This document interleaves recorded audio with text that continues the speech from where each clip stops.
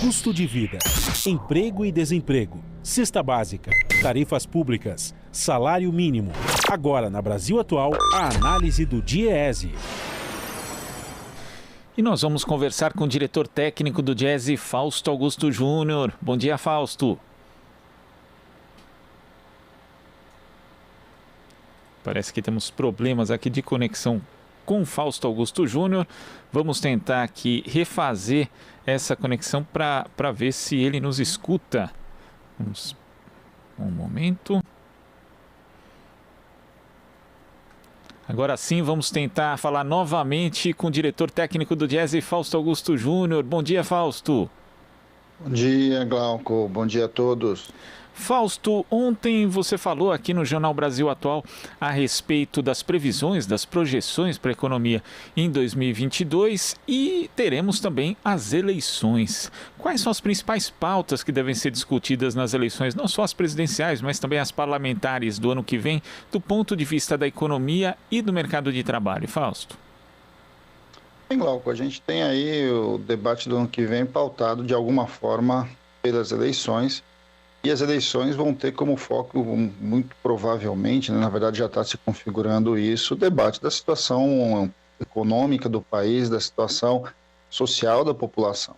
É bom a gente lembrar um país que já tem, nós voltamos ao mapa da fome, com mais de 20 milhões de pessoas passando fome, uma insegurança alimentar para metade da população. Não há a menor dúvida que essa discussão da pobreza é uma discussão bastante importante que vai aparecer na eleição no que vem. Entre as prioridades, nós temos que debater para onde vamos, né? Como é que vamos crescer, afinal de contas, qual o projeto de país que a gente espera a partir de 2023. Vamos pegar ali o orçamento aprovado essa semana aí no Congresso Nacional, apresentado pelo governo Bolsonaro. É o menor orçamento de investimento da nossa história, ou seja, o Estado se retirou da sua capacidade, aí se retirou do seu papel de investimento e de impulsionamento da economia, do mesmo jeito que ele já vinha se retirando aí das áreas sociais. Quando a gente vai olhando para tudo isso, a grande discussão que a gente deve ter ano que vem é, afinal de contas, para onde que o Brasil quer caminhar.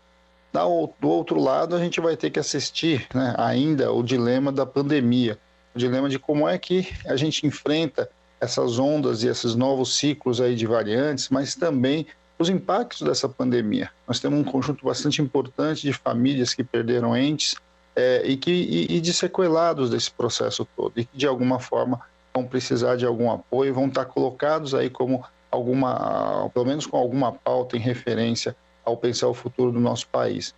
De alguma forma, as eleições vão trazer muito do que a gente já se discutiu ao longo desse ano. Como vamos enfrentar essa inflação que se coloca, como que nós vamos enfrentar minimamente uma elevação de preços que não tem no aquecimento econômico, que não tem na demanda a sua principal causa, mas tem os preços controlados, como é o caso da Petrobras, como é o caso da energia elétrica. E de alguma forma nós vamos ter que assistir, mais uma vez, muito provavelmente puxado pelo governo Bolsonaro, essa onda de reformas chamadas liberalizantes, ou essas reformas de entrega do nosso Estado. Afinal de contas, o que nós vamos conseguir barrar em 2022, o que vai entrar na pauta da discussão das eleições, ou seja, privatização de Correios, privatização da Eletrobras, privatização da própria Petrobras, como é que isso aparece nesse ano, que é um ano eleitoral? E não vamos ter ilusões, o governo Bolsonaro vai utilizar todas as suas ferramentas ali do Estado para que de alguma forma tente a sua reeleição. E isso vai trazer uma série de discussões, uma série de questões que nós não sabemos de fato se ele vai para uma área tentar ampliar a sua base eleitoral ou vai fazer o que ele tem feito, como foi a aprovação aí no orçamento da elevação das verbas de um lado para o setor militar e os reajustes para os policiais, ou seja, ele vai se concentrando na sua base tradicional, na sua base aí de sustentação. O ano que vem é um ano bastante complicado do ponto de vista econômico. As previsões de crescimento do PIB é basicamente estagnação, ou seja, o Brasil deve andar de lado, mais uma vez. O governo Bolsonaro vai fechar o seu ciclo aí de 4 anos com um dos menores crescimentos de um governo na nossa história, ou seja, o Brasil deve ficar estagnado, não vai ter passado aí da casa do 1% de aumento do seu PIB. Tudo isso vai mostrando o quão a pauta econômica liberalizante do Paulo Guedes foi, de fato, uma pauta econômica bastante comprometida, bastante falida, e um projeto que, de fato, não deu certo. E aí nós temos que fazer o debate de qual projeto que nós queremos, né? Um projeto que caminha por um Brasil muito diferente do Brasil que está aí, e que, de alguma forma, estava vindo sendo construído e que teve essa construção interrompida. Agora, Fausto, ontem o Diese lançou inclusive um boletim, né? Inflação, conflito distributivo e escolhas do governo, e uma das grandes questões para o ano que vem é justamente a inflação. Embora muita gente no mercado, também o Banco Central, projete uma taxa menor do que a desse ano, é necessário lembrar que justamente também por conta do processo eleitoral que infelizmente promete ser bem conturbado, nós conhecemos como o presidente Jair Bolsonaro age, na verdade em campanha o tempo todo, e também com parte dos nossos preços que são administrados, como você falou, pelo próprio Estado, atrelados inclusive ao câmbio, existe o risco dessas previsões de baixa da inflação não serem, na verdade, concretizadas. E junto com a política contracionista do Banco Central, também é um cenário que passa a preocupar? Então, Glauco, aí a gente tem as ferramentas aí, né, os principais indicadores da economia. A inflação do 2022, as previsões todas que seja uma inflação menor do que foi esse ano, mas é um menor num patamar muito alto ainda, e ainda com bastante instabilidade. E aí não há a menor dúvida que um dos preços importantes aí nesse debate vai ser a taxa de câmbio. Afinal de contas, aonde vai parar a taxa de câmbio e como é que os mecanismos aí que o Banco Central tem utilizado vai alterar isso.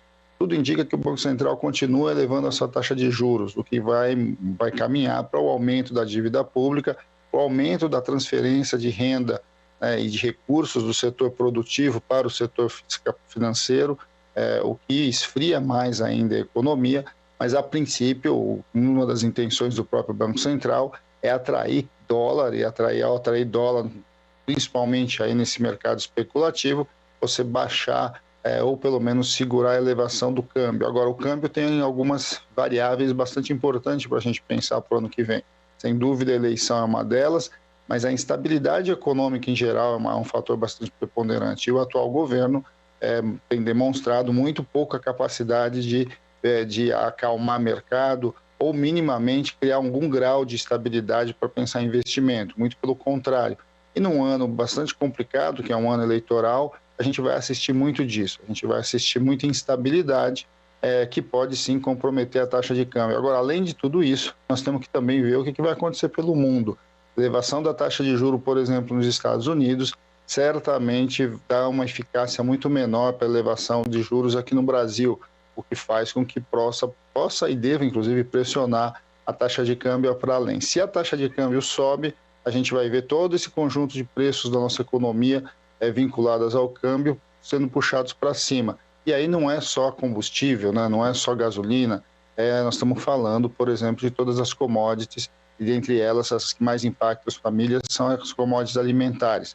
A taxa de câmbio influencia diretamente o preço dos alimentos, e ao influenciar o preço dos alimentos, pressiona a inflação como um todo e piora a qualidade de vida das pessoas em geral. Esse vai ser uma questão bastante importante para a gente entender que, ao mesmo tempo, a gente vai estar caminhando para um crescimento muito baixo, ou até mesmo mais um movimento de recessão, ou seja, um crescimento negativo, e, de outro lado, a gente vai ter, muito provavelmente, inflação em patamar bastante alto. Isso, na prática, significa redução da renda real dos trabalhadores, encolhimento do mercado de trabalho e mais dificuldade para o conjunto da população. Se o Estado não vai entrar na economia minimamente tentando aquecê-la, é isso que o orçamento está sinalizando, a gente vai ter ali uma economia que não vai ter puxo, né, não vai ter impulso para conseguir minimamente se colocar a rodar no sentido melhor, no sentido que minimamente melhore as condições atuais. E aí nós vamos ver esse embate todo vinculado ao que vai acontecer no meio do debate econômico junto com o debate político. A política vai influenciar muito as discussões econômicas do ano que vem. Muito das expectativas de quem minimamente vai estar na frente, ou vai para o segundo turno, ou a eleição se consolida no próprio primeiro turno, tudo isso vai colocar elementos bastante complicados. Vamos ter aí também um primeiro semestre. O primeiro semestre ele já está minimamente balizado pela eleição, mas é onde muito provavelmente o governo Bolsonaro vai tentar ainda passar suas pautas, em especial a chamada pauta liberalizante, reformas, ou o que foi chamado aí da boiada. E nós vamos ter que ver o que disso vai passar e o que disso vai conseguir se resistir. Manter o Estado minimamente, né, do jeito que ele, algumas ferramentas que ele ainda dispõe, é fundamental. Se o conjunto de propostas que o Paulo Guedes gostaria de passar e minimamente não conseguiu passar em 2021, ele deve caminhar para buscar em 2022. Essas movimentações passando, certamente o próximo governo terá muito mais dificuldade para colocar o Estado a serviço da população. Se elas forem barradas, bem, aí nós vamos ter lá um outro movimento para pensar 2023. Tudo isso está em jogo, né? É um grande jogo de xadrez, um conjunto bastante grande de elementos que de alguma forma vão estar interferindo, né, na economia em geral, mas não há a menor dúvida, eleições é um fator fundamental de um lado e também olhar um pouco o que vai acontecer no mundo em relação à própria pandemia e à própria economia que vai se reconsolidando a partir de outros patamares, depois de tudo que a gente viveu aí nesses últimos 2 anos.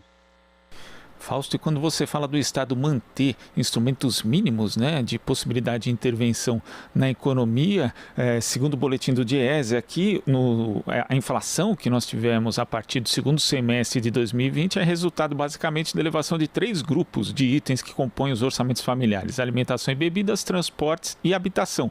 E aí a gente vê justamente o que o Estado ou o que o governo fez, né? No grupo de alimentação, simplesmente abriu mão dos estoques reguladores, favorecendo aí a oscilação de preço de itens da cesta básica, também a política atrelada ao câmbio, ao incentivo do agronegócio interfere nisso. Transportes, nós vimos aí a política de preços de combustíveis adotada pela Petrobras, que é atrelada ao câmbio, também atrelada ao mercado internacional, e habitação, né, que acaba acompanhando aí, muitos aluguéis, por exemplo, são corrigidos pelo IGPM, um índice que mede a inflação, então mais alta inflação também vão ter altas em aluguéis, no item habitação de forma inevitável.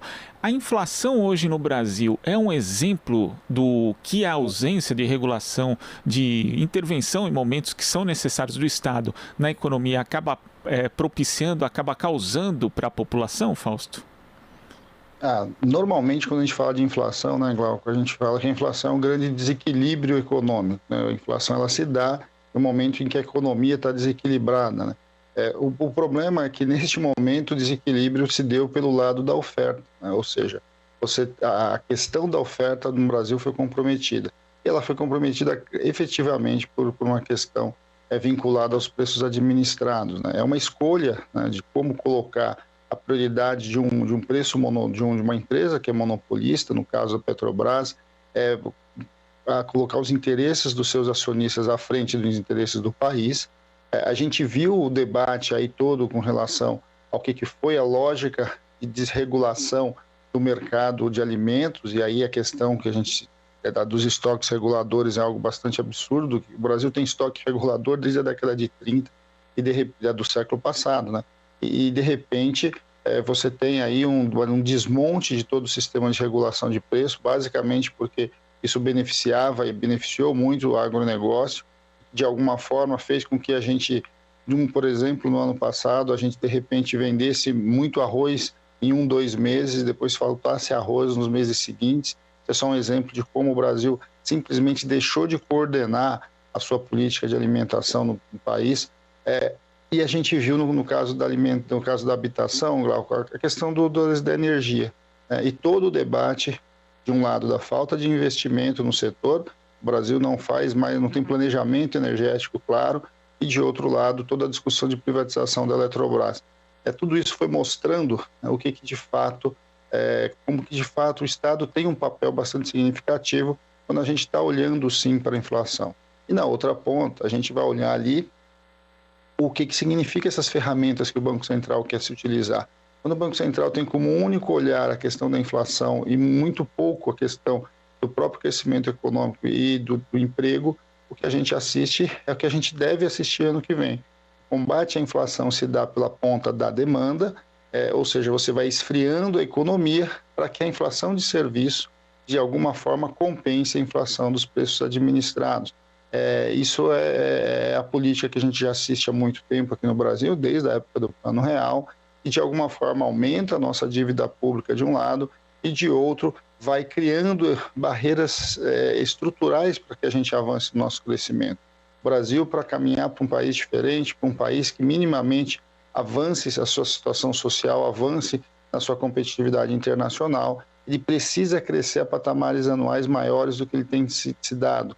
Ele precisa incorporar uma quantidade bastante importante de novos trabalhadores, de jovens que entram no mercado de trabalho, e é o que nós não estamos fazendo. Na verdade, nós estamos jogando fora um grande patrimônio, aí, né? uma grande possibilidade de futuro, quando a gente, na verdade, em vez de trazer o jovem para o mercado estrutural de trabalho, a gente o joga aí no mercado informal, com baixa produtividade, baixa renda, e que de alguma forma compromete, inclusive, a sua trajetória ocupacional de futuro. Esse é o Brasil que, de certo modo, foi cunhado a partir de 2016. Né? Um Brasil que não tem projeto, e ao não ter projeto vai se perdendo aí nas suas próprias idiosincrasias, né? Nas suas próprias contradições. O Brasil é um país bastante rico, bastante importante, bastante complexo, mas que precisa, de fato, enfrentar as suas questões, da qual a maior delas, não há a menor dúvida, é a questão da desigualdade. Nós precisamos enfrentar a questão da desigualdade, a distribuição de renda é um elemento fundamental do debate, precisa e deve, de alguma forma, aparecer na discussão das eleições do ano que vem, mas a gente precisa de instrumentos, e esses instrumentos, na verdade, estão sendo desmontados pelo atual governo. Vamos pegar a última grande medida aí do governo Bolsonaro, que foi o fim do Bolsa Família. E a introdução de um outro programa, muito mais complexo, muito mais burocrático e com um raio de ação muito limitado, porque nem orçamento, de fato, ele tem para os anos seguintes. Isso vai mostrando como as escolhas de um governo, de alguma forma, estão colocando possibilidades ou retirando possibilidades de você avançar num projeto diferente. Esse é o embate que a gente vem fazendo já nos últimos 3, 4 anos, e certamente 2022 vai ser mais um deles. O que vai conseguir sobrar das ferramentas que o Estado ainda tem e o que vai ser retirado. Vamos lembrar também que está rodando aí algumas propostas bastante significativas com relação à mudança no seguro-desemprego, a mudança na multa rescisória, a mudança ali no FGTS. Além da questão objetiva do direito social e do trabalho, e como o trabalhador vai ter que lidar com o seu desemprego caso uma proposta dessa avança, ali está se falando também da desmontagem dos 2 grandes fundos públicos que o Brasil tem, que é o FAT, o Fundo de Amparo ao Trabalhador, que financia o seguro-desemprego, mas financia também boa parte dos recursos para o investimento privado por meio do BNDES, e, de outro lado, o desmonte do FGTS, que é o maior fundo que nós temos para financiamento da habitação. Se uma proposta dessa, por exemplo, avança e esses 2 grandes fundos são desmontados, o Brasil perde capacidade de minimamente ter recursos para investir no seu futuro, de um lado, e no outro, na habitação social do outro. Então, quando a gente vai olhando, Glauco, esses debates que aparentemente a gente vai ver ano que vem como grandes debates eleitorais, vai ter também uma pauta que vai estar transitando por dentro do Congresso que tem a ver com as ferramentas que o Estado vai manter ou vai ser desmontada para quem assumir o poder, assumir o governo em 2023. É preciso ter muita atenção nessas pautas que vão ser discutidas no Congresso Nacional do ano que vem, até porque podem dificultar uma recuperação com outro governo, com outro tipo de orientação a partir de 2023. Fausto, queria agradecer a sua participação. Agora você e a equipe do Diese vão descansar alguns dias? Isso, Glauco. A gente volta em janeiro. Agradecemos sempre aos nossos telespectadores, nossos ouvintes aqui, um pouco aí por compartilhar conosco aí essas discussões econômicas, pensar um pouquinho o ano seguinte é sempre importante. E aí estamos aí novamente ano que vem voltando, muito provavelmente num outro formato ali, com novos comentaristas, com um olhar um pouco diferente também, porque a gente precisa trazer com novidades, mas a ideia é que o Diese continue assim junto à Rádio Brasil Atual, junto ao movimento sindical, ao movimento social, na nossa tarefa, né, que é de alguma forma levar aí a discussão da economia, o conhecimento científico aí para compreender e atuar para melhorar a vida da população brasileira, da classe trabalhadora em geral. E a gente agradece demais aqui a participação sua, a participação do Diese, ainda mais nesses tempos, Fausto, em que a mídia tradicional substituiu já a sessão de economia por mercado, fazendo alusão ao mercado financeiro, como se economia e mercado financeiro fossem sinônimos. E aqui para a gente o mercado que interessa é o mercado de trabalho, é a economia real que afeta a vida das pessoas no dia a dia. Muito obrigado, Fausto. Um abraço e boas festas. Boas festas a todos, Glauco, e que 2022 seja um ano bastante diferente desse, mas antes de mais nada, um ano aí de muita esperança, de muita luta, e que a gente possa construir aí um projeto de país muito diferente, né? Um projeto de um país mais justo, mais solidário, e que de alguma forma coloque aí os de baixo como base aí do seu projeto de desenvolvimento. O Brasil precisa crescer, o Brasil precisa se modernizar, o Brasil precisa se desenvolver, mas a base de tudo isso é a sua população e, sem dúvida, a classe trabalhadora. Estamos juntos aí, Glauco, em 2022 e, de alguma forma, de novo, vamos esperar aí, né, que a gente possa, que os ventos aí do Natal possam trazer essas renovações que a gente tanto espera. Um grande abraço a todos, Glauco. Abraço, Fausto. Conversamos aqui com o diretor técnico do Diese, Fausto Augusto Júnior. Você está ouvindo Jornal Brasil Atual. As notícias que os outros não dão.